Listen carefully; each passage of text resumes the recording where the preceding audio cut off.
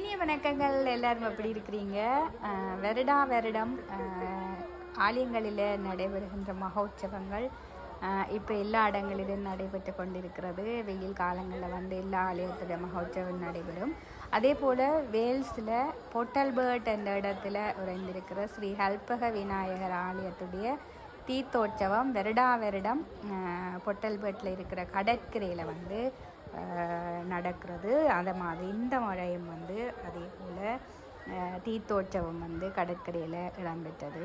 நான் நினைக்கிறேன் பிரித்தானியாவிலேயே ஒரு சில ஆலயங்களில் தான் இந்த தீர்த்தோற்சவம் கடற்கரையில் நடைபெறுறது.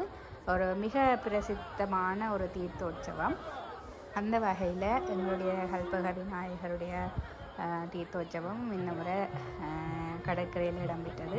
வழமையாக தீர்த்தம் என்று சொன்னாலே மழை அடிச்சு ஊற்றி பெய்யும். இந்த வருஷம் எங்களுக்கு நல்ல ஒரு வெயில், நல்ல ஒரு சூழ்நிலை இருந்தது.